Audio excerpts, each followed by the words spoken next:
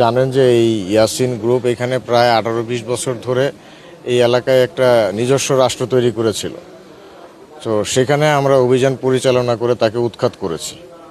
তো এখানে তার ব্যক্তি স্বার্থের জন্য, সরকারকে বিব্রত করার জন্য সব ইস্যুই আছে তার এর মধ্যে।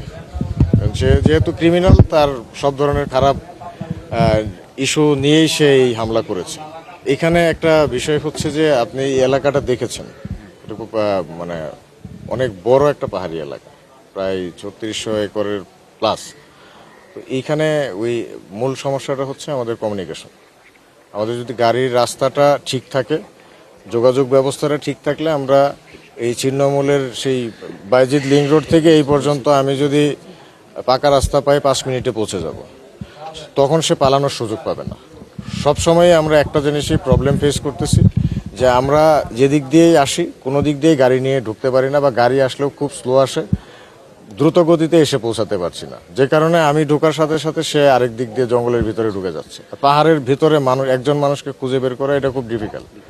তো আমাদের এই কমিউনিকেশন ব্যবস্থা, রাস্তাঘাটগুলো যদি ঠিক হয়ে যায় তাহলে এই এলাকায় আর তার এখানে লুকিয়ে থাকাও সম্ভব হবে না ইনশাল্লাহ। এটা তো আমি জানবো কিভাবে, এটা মন্ত্রী মহোদয় বলতে পারবেন। বাট আমরা মানে স্যার এখানে মানে নিরাপত্তার কোনো সমস্যা হবে না ইনশাল্লাহ। কালকে করেছে সাডেনলি, স্বরাষ্ট্রমন্ত্রী মহোদয় আসবেন, সেটা আমাদের কনসার্ন আছে। আমরা আমাদের সর্বোচ্চ চেষ্টা করব সেখানে আমরা আমাদের নিরাপত্তা দেওয়ার। সড়ক উন্নয়ন আপনারা জানেন এই কাজগুলো প্রশাসন এবং এলজিইডি তারা করেন। প্রশ্নগুলো তাদেরকে করলেই মনে হয় ভালো হয়। এখন এখানে হামলা করে যে যদি বাসায় ঘুমায় 1 ঘন্টা ঘুমানোর কারণে তো মানুষ নিরপরাধ হয়ে যায় না। আমরা নিয়ে এসেছি, যাদেরকে পেয়েছি সন্দেহজনক মনে হয়েছে নিয়ে এসেছি, জিজ্ঞাসাবাদ চলমান আছে। জিজ্ঞাসাবাদ শেষে যাদেরকে আমরা ক্রিমিনাল পাবো তাদেরকে গ্রেপ্তার করব, যাদেরকে ক্রিমিনাল পাবো না তাদেরকে আমরা ছেড়ে দেবো সসম্মানে। তো এখানে মায়ের কান্নার সাথে সম্পর্ক নেই।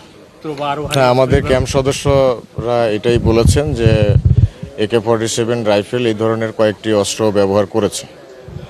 আর এছাড়া আপনার লোকাল দেশীয় অস্ত্র যেগুলো আছে, শর্টগানগুলো, রামদা এবং ইট পাথর ঢিল দিয়েছে, ককটেল ফুটিয়েছে, এই ধরনের অস্ত্রগুলো তারা ব্যবহার করেছে।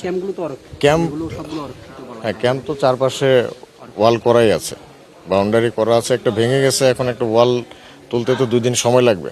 আমরা করছি ইনশাল্লাহ, ঠিক করে ফেলবো। গোয়েন্দা তথ্য ছিল না তা না, আর মানে AK-47 বা এই ধরনের অস্ত্র এটা এক্সপেক্টেড ছিল না।